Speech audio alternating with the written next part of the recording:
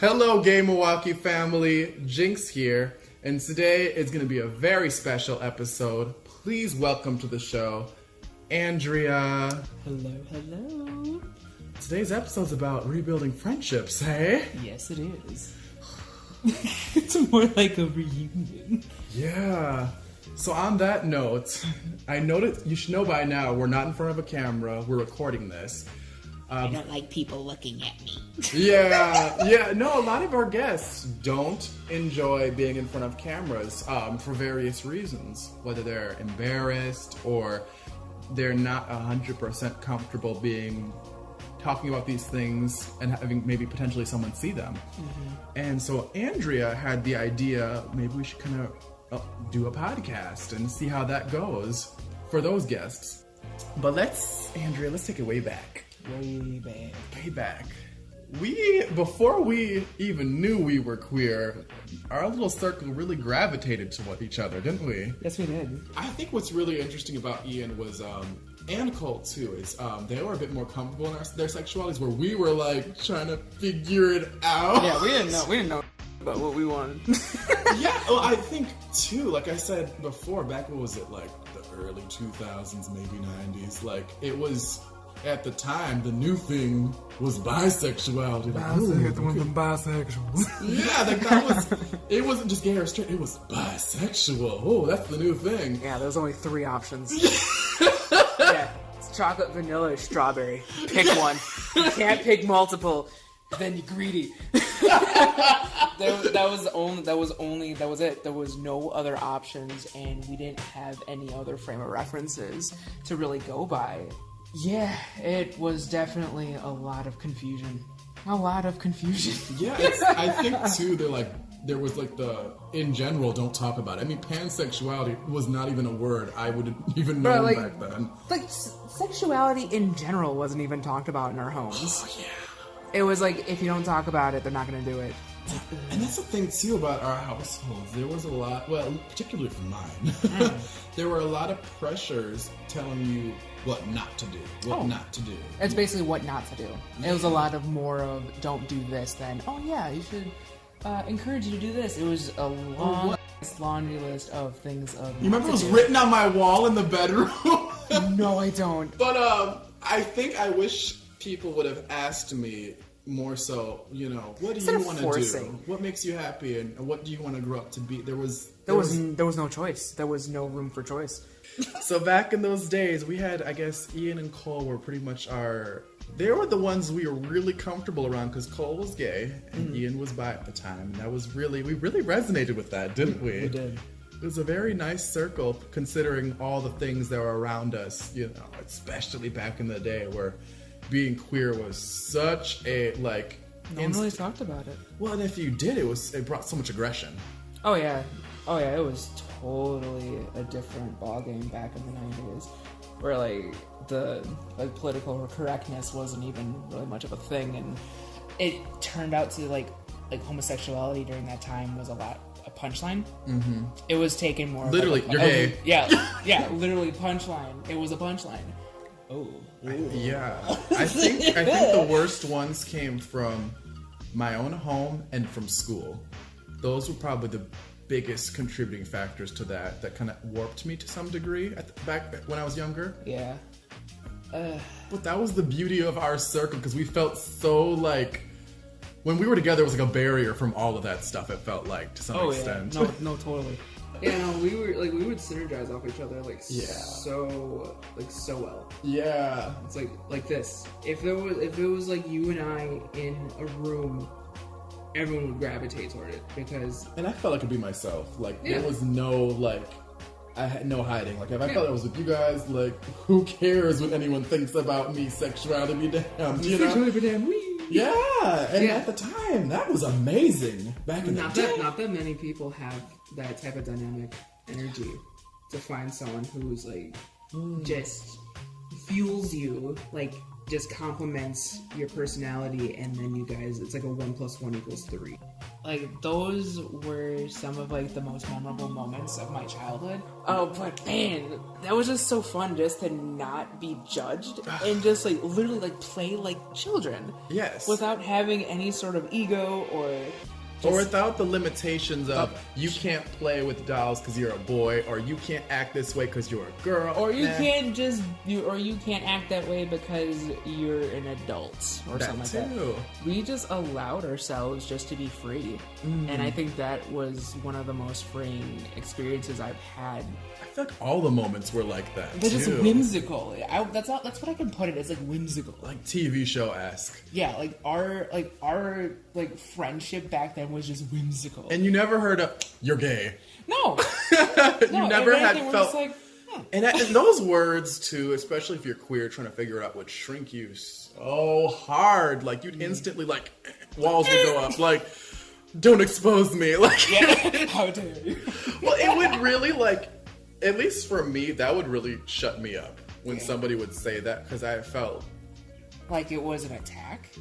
Yeah, and like I haven't figured this out yet. So for you to like just whip out the torches, like it's like, not that many. Yeah, a lot of people would take that. Back then, it wasn't so much as like, yeah, I am. So what? There was a lot of taboo still around, not normal, quote. Because it was considered like more of an anomaly at the time, because no one... It felt that way too. It felt that way because a lot of people were still hush-hush. And also you didn't have social media to connect with people to realize that you're not the only one who feels that way. So I have to tell you, did you feel comfort in Ian and Cole as well, like in regarding how like did they help you kind of figure it out too? Because I felt it was nice to have someone around and to ask questions. I really didn't think much of it. It was just like, oh, they're there. It's like, oh, that's it. Yeah, I felt I resonated. I was just like, like, well, like Ian and I already knew, because like whenever, like, because we known each other literally since birth, since we were kids, and I remember he would always like take. When we would play Power Rangers, I would always be green or red, and he would always be pink. He loved Kimberly. So I already got tipped off, and I didn't know what it was. I remember him coming out to me like at a very young age, and I didn't understand what that was. I'm like, okay, that was it. And that's how it should be. In my world, it should be. So way back when, like, I already knew, because like he already knew at such a young age, and I'm like, and I didn't think twice of it. I'm like, what's that? Okay. Let's keep playing. Let's keep playing Barbies. Yeah, and that's the thing, too. I feel like when people, as particularly that time, when they're just, it's okay to be that way, particularly when you feel like it's not okay, it really helped. At least on my end. I was like, I liked being around queer people, but I was still struggling to actually accept it. And it was like, it felt like baby steps, kind of. Well, I think another thing is, too, I think people get so caught up on, like you said, I don't know how to explain it to my kids, and I think they're overthinking. Yeah, they're overcomplicating something so simple with their own feelings and baggage and perceptions on it, and they don't know how to explain it. When simply you just say, "Oh, they just happen." Like the person they love just happens to be the same gender, or this, and you're like, okay. They're not going to be like, "Oh my god, that's so disgusting." It's like, no, that's you. That's you. They don't like. Kids start to freak out when adults start to freak out. Yep. That's how they learn, like, what they learn from their surroundings. Like, if someone's making a big deal out of something, they're like, oh, should I make a big deal out of it too? Yes. That's exactly how it is. Like, they feed off of, like, the energy that you present. So a lot of the things that really got under my skin in my household and really affected me, I had to really unlearn. I think there were a lot of things regarding sexuality that made me really shrink, that really made me feel I had to hide, that really made me feel like I had to... I can't even find the words for it. I recently got off the phone with my brother talking. We recently spoke about a week ago, and he's just like, I'm really happy with the person you are now. You were really miserable back then. And I was surprised because I thought I did a really good job hiding it. Yeah. You often don't realize, like, how good job you do until someone like points it out to you, like, man, you're really like, what? I thought I was doing the best I can. And I think a lot of it's for validation. You want to be loved and accepted by your parents. You want people to feel happy when you're happy. You want them to see, you know, a lot of my success as a human being really comes from me just being who I'm supposed to be, so I can find the right people to help grow and navigate. But flash backwards to back in the day, like, I feel like things on our end started to get a little rocky towards like them graduation days. Yeah, like around graduation day, like, we were coming into our own. We were starting to get towards the end of high school, and it was around like college when we had to figure out like what we were gonna do after graduation. Oh my gosh, real quick, can I just say, at that point in time, putting myself back into that 18-year-old body, I thought life after high school, living on your own, was about throwing parties, playing video games, and not being free. Like, and then I was like, I gotta be studious. I gotta go do college. And I was so salty. I was like, I'm taking 17 credits, and he was like, that sounds like me back then. I was, for those who don't know, like, I was very, as a matter of fact, and like kind of a bad influence. I remember, can I just bring up one thing? You were dating someone. A cuter guy was interested in you, and I'm just like, oh, who cares? Just dump him. Yeah, I remember that. Yeah, totally. Like, dude, we were like coming into our own like sexuality, and that was my time. It's like, as soon as I like hit like 18, then all of a sudden it was as if they smelt it in the water. I got so much attention, and was it just men or was it women too? It was men. It was mainly men. Because I was a late bloomer, and I didn't really pay attention to stuff like that. I always tried to hide. I shrunk myself because at the time I didn't like my body, and so I was dealing with a whole slew of bullshit. And even people in the family would point it out too. Like, I remember you telling me that they would say things and like, I was not comfortable in my own skin at all, and I didn't like the changes that were happening to me, like, during puberty, and I'm like, it's like I'm getting taller, I'm getting fuller, people are starting to notice me now in general, and I'm like, what? Like, what is this? I only had like one boyfriend. What are you talking? Like, what is this? And then all of a sudden, everybody, as soon as I'm like walking down this hall, like, I'm getting like hit on by like all these people, and I'm just like, what is going on? What is this? And also it's downtown, so like men are definitely not afraid to just holler at you. So yeah, definitely I was started just like, you know what? I just started dating. I was in the dating scene, and I had no frame of reference. Mind you, we have my petty behind. So here I am. Oh, he's cute. We should go with him. Yeah. So here I am trying to like figure that whole slew out of like romance and relationships and sexuality and like sex and all of that all the time, like all the while like learning how to like navigate like college. It happened so fast. You know, that's the crazy part. We're trying to remember it, but it happened like it was like lightning speed how fast these events went. Oh yeah, like there was so many things happening in each other's lives, and like so many emotions, and then just not enough like time to really come together and talk about it. We were still pretty immature. Yeah. So we didn't know how to really voice our desires or what, because we didn't even know what we wanted. So I think that was the main thing, is that we were trying to we were expecting other people to know what we wanted without us even telling them. It's like, you should know what I want. It's like, you should know what I want to know what I'm thinking. It's like adulting, both of us getting boyfriends. And mind you, on my end, Michael was my first boyfriend, so that was huge. Yeah.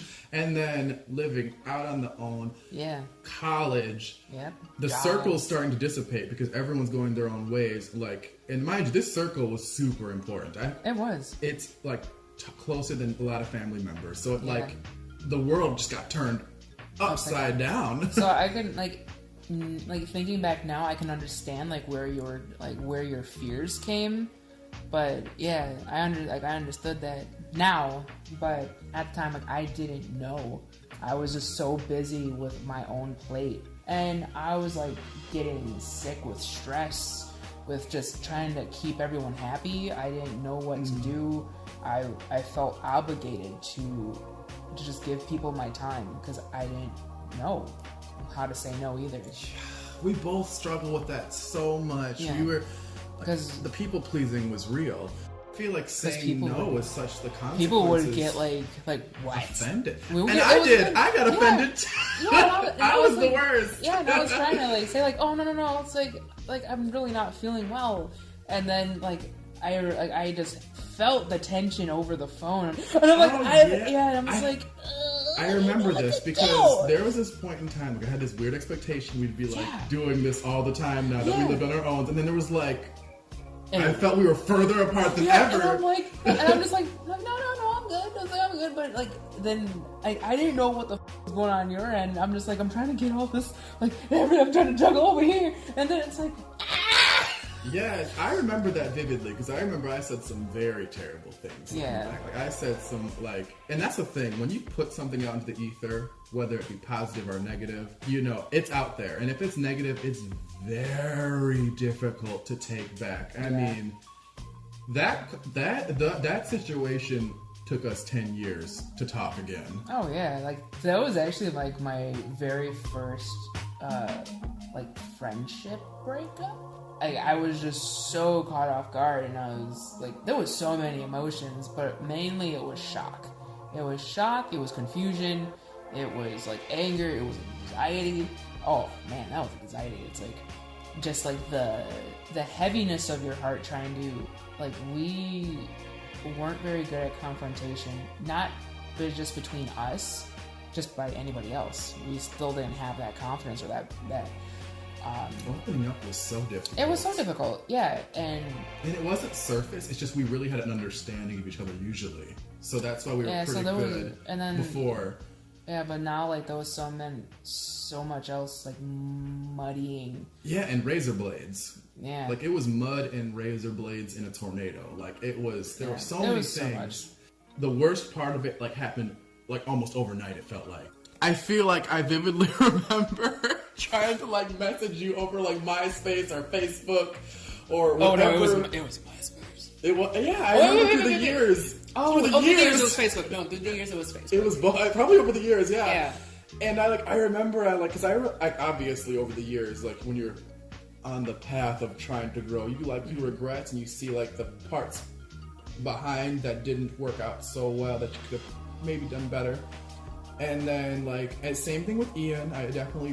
But it's funny because aside from you and Ian, I think everybody else I didn't, because I felt very ashamed, and I feel like reliving a lot of that stuff is very difficult for me.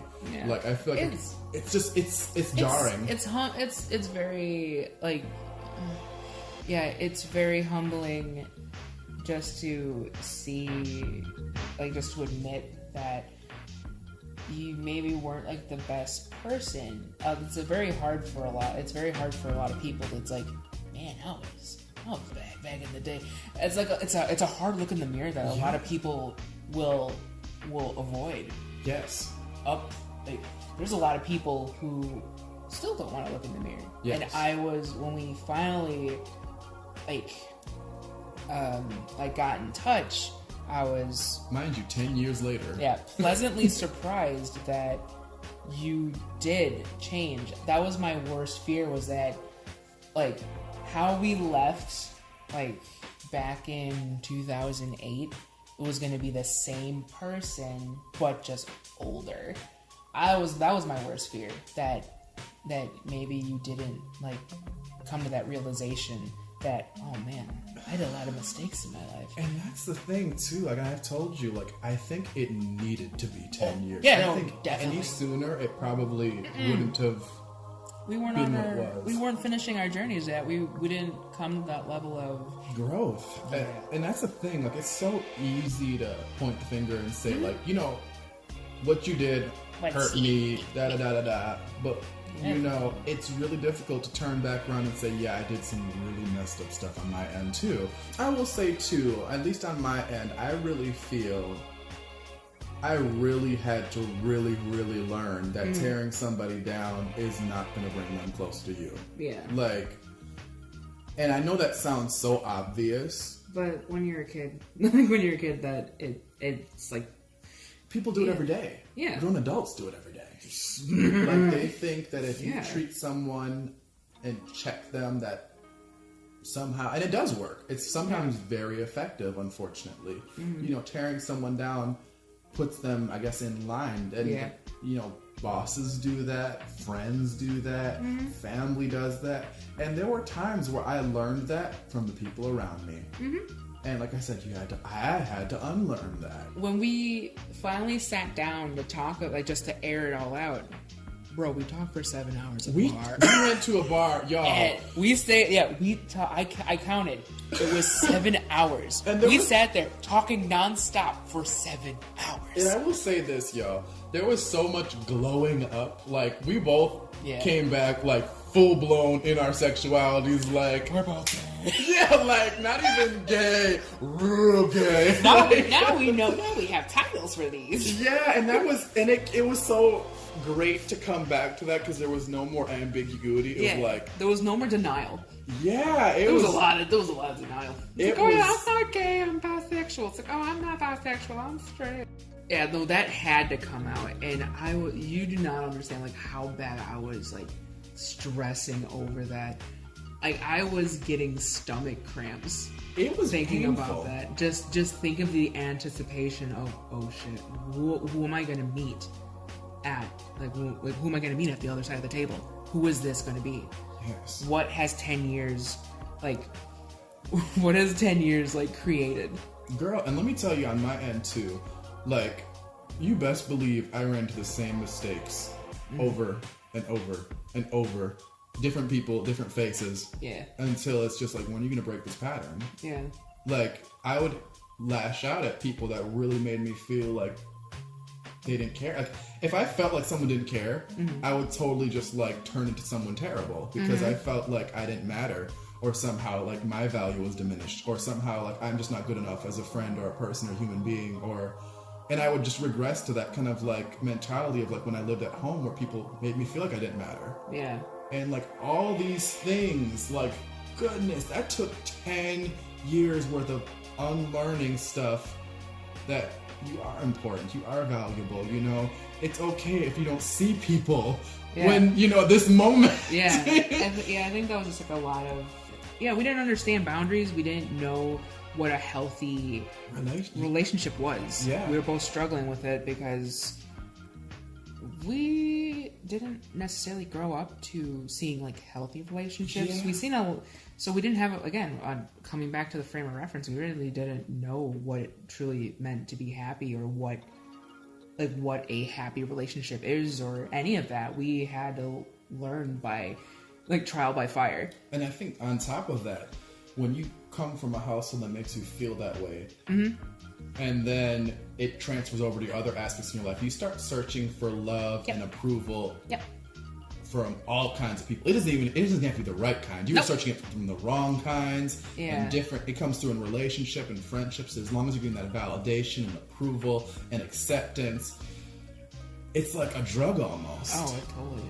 And that took me so long to break that, because I really felt I didn't get that in the ways I needed from my family, and then I feel like I need to get that because I think that circle we had was really the well. You know, I think that was the constant that you had, and I think you put so much I don't know, I think you put so much emphasis on it that you didn't know if any sort of deviation meant it's gonna end. It felt like a house of cards. Yeah, it was or Jenga. It was gonna one slip and it would fall apart. I think that would be the best way to describe how your perception of the friendship or your importance.